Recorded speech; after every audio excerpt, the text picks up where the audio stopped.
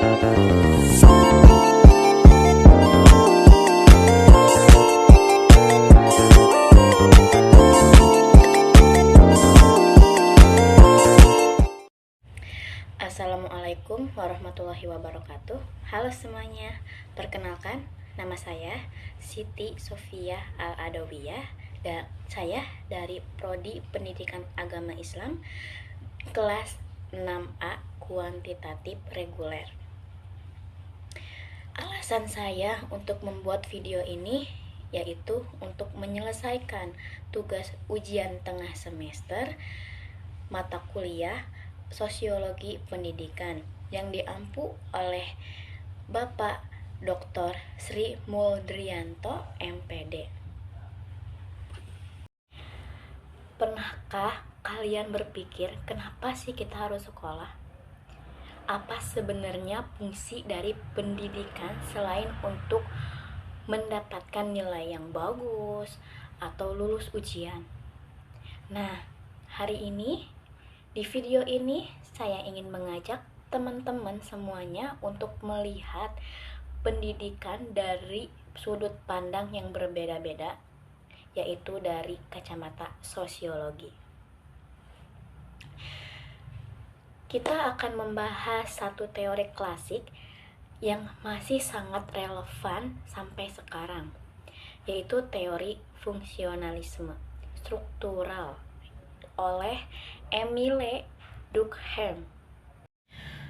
Teori fungsionalisme struktural oleh Emile Durkheim. Dalam kehidupan sehari-hari, kita dapat mengamati bagaimana institusi pendidikan memainkan peran penting dalam menjaga stabilitas dan keteraturan sosial.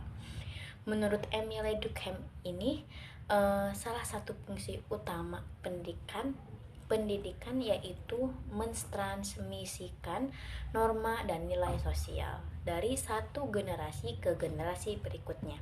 Sekolah bukan hanya tempat untuk belajar pengetahuan akademik saja, tapi juga ruang sosial yang dimana individu bisa belajar tentang kedisiplinan, tanggung jawab, kerjasama, dan nilai-nilai moral yang dijunjung dalam masyarakat.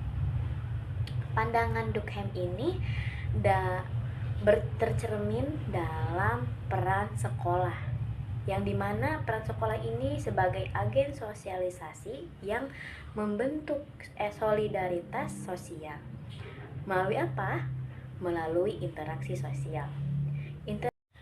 Melalui interaksi sosial di lingkungan sekolah, siswa dapat memahami perbedaan, membangun rasa kebersamaan, serta memahami hak dan kewajibannya mereka sebagai anggota masyarakat. Ada contoh empirik yang bisa saya ambil untuk teman-teman bisa pelajari, yaitu di lingkungan tempat tinggal saya terdapat sebuah program pendidikan yang bernama Sekolah Ramah Anak. Program ini bertujuan untuk menciptakan suasana yang aman, inklusif, dan berorientasi pada kesejahteraan siswa. Kenapa? Karena program ini melibatkan seluruh komponen sekolah hingga guru, bahkan orang tua pun terlibat dalam program ini. Kenapa seperti itu? Karena program ini ingin menciptakan budaya sekolah yang positif. Dan benar saja, seiring berjalannya waktu, terlihat dampak nyata dari program ini, seperti penurunan signifikan pada kasus bullying. Seperti yang kita tahu ya teman-teman, kasus bullying ini sangat-sangat merugikan siswa, apalagi yang siswa yang benar-benar ingin sekolah, ingin mewujudkan cita-citanya, terhalang oleh kasus bullying. Nah, karena adanya program ini, kasus bullying ini menurun secara signifikan, dan meningkatnya partisipasi siswa dalam kegiatan sekolah. Jadi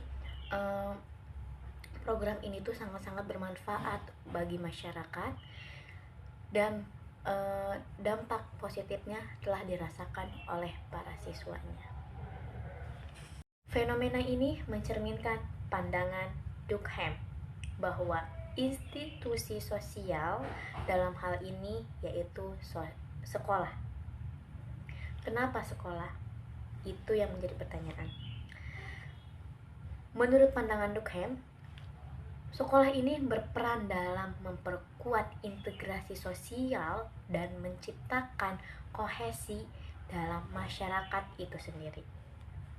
Jadi menurut pandangan Durkheim ini, pendidikan tidak hanya mendukung keberlangsungan sistem sosial, tetapi juga membentuk individu yang mampu berkontribusi pada stabilitas dan harmoni sosial secara berkeseluruhan.